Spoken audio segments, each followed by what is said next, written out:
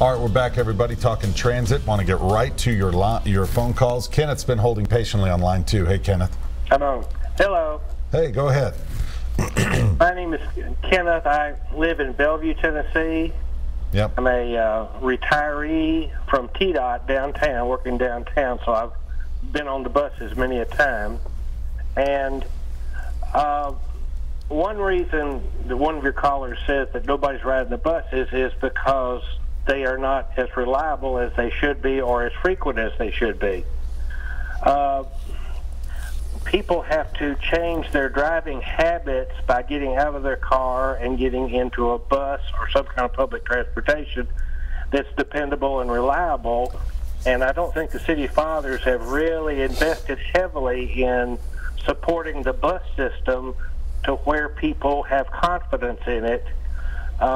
I have a problem. I live 1 mile from the bus line, and I'm not of an age where I can walk 1 mile, especially at night, in order to get to or come from a bus line. Right. If I wanted to go downtown to a baseball game at night, it would take me an hour and a half to get downtown, and then the transit buses that get you from the baseball field back over to the central station don't even run after 8 or 9 o'clock at night, so you can't even get back to the terminal to take your bus back home.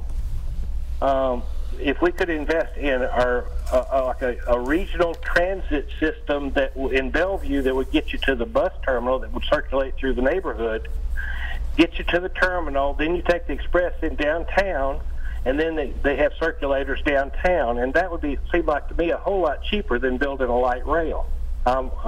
Covet your answers. Well, he makes some really, really good points. The first point that people should really pay attention to what Kenneth said about the first point. Bus routes don't go where people need them to go today. It doesn't take a $9 billion light rail plan or a sales tax increase to fix that today. You can change bus routes. And is it possible, like he said, he talked about maybe 2 different systems here. You're talking about larger buses that are going to take those corridors in and out, and then maybe smaller vehicles that are moving throughout the neighborhood as circulating, as he said. Which can then get you to, at some point along the corridor, to the bigger bus that's going to get you into downtown, and then once again a smaller bus that's going to circulate, maybe take you to Sound Stadium. Exactly, and these are the kinds of things that we don't think, that we think they listened, but they didn't hear about what people from Bellevue and Antioch and Bordeaux and places like that really want to make their lives easier. People will use mass transit if they can, if it's convenient for them. So you talked about the car culture here. Right. He's talking about how do you not necessarily completely change that culture, but tweak it enough to where this would be worthwhile. You got to make it worthwhile. You got to make it worthwhile to get out of your car and do something else. Arlington, Texas, a suburb of Dallas, scrapped their bus system. They did. This is a big issue going on there. I saw it on CBS News a few weeks ago. And what the mayor of Arlington, who actually looks forward, he does not look behind, basically said our buses don't work.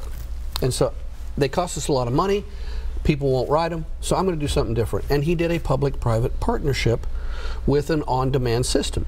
Now, does it go everywhere? No, but it goes right now where people want it to go, and it has got a 97% approval rating, $3 a ride. So when you say on demand, this is like Uber and Lyft, right? It's a variation of Uber and Lyft. It's well, on the CBS piece, it was a Sprinter type van, right? Who has kind of places where it stops, and if you want to ride it, you use your phone, your app, yeah. And they move around depending on the demand. It's all based on demand. A lot of it's based on demand. They're going to do some, and what has been really interesting about, and I was really impressed with the mayor of Arlington is, it's working, and we're going to look at expanding it. That's the kind of forward thinking Nashville really needs. Kenneth, thank you very much for the call. Let's go to Lucy next. She's holding on line 6. Hi, Lucy. Hey, y'all. I agree with Ken. I'm at that age. I can't track a mile in. I've rode Murfreesboro's Rover system, And it's a better system than what we've got now. Over 50 years ago, you know, I was basically a kid, and any 5-year-old could get on a Metro bus and go anywhere they wanted to in Nashville. Now, I realize we've grown some. You could cross over, hook up, you know, and keep transferring around and get around some angles. We're basically built on like a concentric ring, and we need to go off the pikes. We need to go into the inner, the mini pikes that go in and crisscross over. Now, I'm not on Facebook, and I don't do the internet. I don't use my credit card online, all those kinds of things. So I don't think that's going to cure it for everybody. Turkey has a system like they have in Arlington, the same kind of bus setups. And they're not on demand, but they cross over a lot more. And they go around places that have rivers and hills like here in Nashville. I just think that we need to bring people in from the other regions, ring it around, ring it down. And by the way, 440 was supposed to be for cars. And I've got one question for you, sir, the guy there on the right. Not you, Corey, but the guy on the right, your guest. Jeff, yeah. Have you ever heard of that MTSU study that was done about 30 years ago on Nashville's hub and the transportation system here relative to the rest of the United States? And on that, I'll take your comments off the line. Thank you. I have not heard of that study, and so I apologize. So I don't know what the MTSU study did, but I think she brings up some good points about how you need to look at neighborhoods as kind of a spoken hub into the kinds of feeder lines that make a lot of sense for a more efficient bus system. All right, let's go to Reverend Enoch Fuzz. I don't know if you've spoken with him, Jeff, but he is a neighborhood leader. Hello, Reverend. I got a question for you. Yes, sir. How are you? Good to hear from you as always. Thank you.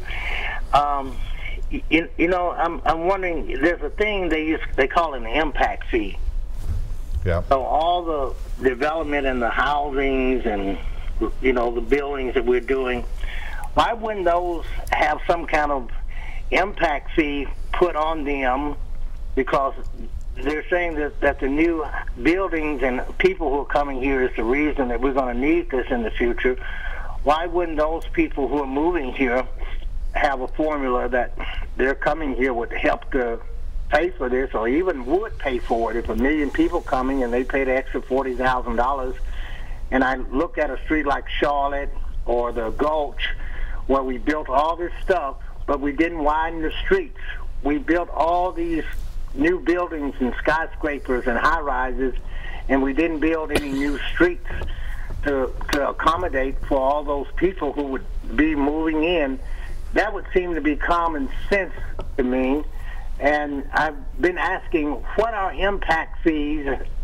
Why wouldn't those work to pay for infrastructure development so that we don't have this traffic problem? And I see that we only have it right now in the morning and in the evening, but I could see that changing if 1 million people came to town. But why wouldn't that 1 million people who are coming here have some kind of formula of an impact fee for these new buildings and houses that it's going to take for them to live in? All right. That's kind of my question. I've been asking about impact fees. Okay. I don't even know if you know anything about those. Okay, hold on. Reverend, I think your point about accounting for what has for the growth that has happened. I'm not an expert on impact fees. I don't pretend to be. I've read a little about them. But what you are talking about and what you have been talking about with your constituency and your community really has helped shed a lot of light on this debate and the fact that this is going to impact people who've been living in places for a very long time, and the kind of housing that they're going to be able to afford going forward. And the questions you raise are really good, and I know, I'm confident you're going to keep doing that, and that you're also going to carry that message down to City Hall as this new mayor begins to try to find a way that he can accommodate those voices that have not been heard as well as they should have been in the past. Reverend, thank you very much for the phone call. 737+ is the number to call. Looks like we have time for one or two more calls before our next break, and we're going to go today. Actually, I'm sorry, Lynn is holding on line 3. Hi, Lynn. Lynn, you there? This is Catherine. Catherine, oh, go ahead, Catherine, and turn the TV down for us so you don't hear kind of a repeat there. Let me see what I got to do about that. Let me turn it down. Okay. I'm so sorry. That's all right. There's a little bit of a delay, so it gets confusing. Okay. What's on your mind, Catherine? Yes. What is on my mind? Could we just please fix 440? I mean, I traveled this road. It's a mess right now. It's probably the worst that it's been in my almost 13 years living here. Oh my God, honey! I drive a C, and it's like I'm dipping in potholes. Yeah. I've already replaced 3 tires, and I'm afraid I've got another flat on another one. I will say this. Is off the chain. Catherine, just last night they began a big pothole repair plan that's I didn't see anybody on there. I it's came late and night, went. overnight, and then the big project starts, I believe, in the summertime. But obviously, it's an important corridor, and they have put some money and funds, and they've got a plan to address it. Yeah, you know, there's nothing in this plan that talks about 440. Yeah. I'm gonna take what you said, and we'll go from there. Yeah. Good luck driving on it, though, Catherine. It's going to be a temporary fix right now. Big major pothole repair fix that's temporary to prep the road to get ready. But soon, 440, hopefully in the next couple of years, will be completely rebuilt. No more grooved pavement. Oh, that's fun. Yeah, that's a lot of fun. No more grooved pavement there. Let's go to David now on line 1. Hi, David. Yes. Thanks for holding. Let me start by saying that this plan belongs to the garbage can. It is absolute nonsense. Why do you say that? Okay, let me give you the reasons. They present you with a plan for people to come and vote. What has been happening in this city recently is people are voting for people instead of voting on issues. You are my friend. You present something, you tell me to support it, I come and vote for you instead of voting on the issue. So voting for friends and people and not voting on the specific issue is what you're saying? Let me not talk about the plan. Let me start by giving you an example. There was a time they wanted to lay cobblestone on Church Street. I went there and told them that the reasons why it wouldn't work. They sent me out of the meetings. They laid the cobblestones on Church Street.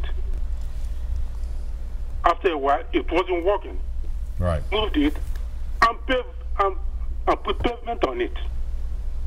The second time around, they want to build Church Street Center. I went to their meeting, explained to them why this thing wouldn't work. They turned me out. Church Street Center was built. Guess what happens? It was torn down. And now a library is there. A library, you said? Yes. This plan they are presenting doesn't solve anything because it doesn't remove the cars on the street. It doesn't take people from their house to where the bus stop will be.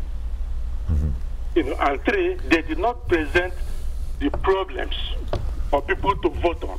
David, what part of town do you live in? I live in Antioch, close to the Hardin area. Yeah. Okay. Normally ride the bus. Let's hold on a minute and let Jeff respond. Hold on. There was a community meeting in Antioch on Saturday. Codes was there, Metro Schools was there, Councilman John Cooper was there. We had a presentation there, and the pro-transit people didn't show up. Why not, do you think? I don't know. You'll have to ask them that. But it was an interesting, because what we're finding is there are pockets of this city that really are worried that they're going to send all their money downtown for this plan and aren't going to get much out of it, and Antioch's one of them. What will be interesting to see, regardless of what happens on May 1, is the debate that will start on May 2nd about why what happened did. What I think you're going to find is there's been a lot more discussion in this election about the facts around the plan, as David said, the issue, and the merits of the policy versus the personality of the policy. Right. And that's going to be an interesting case study to look at after this is done. All right, with that, we'll take another break. More phone calls right after this. Everybody hang tight. We appreciate it.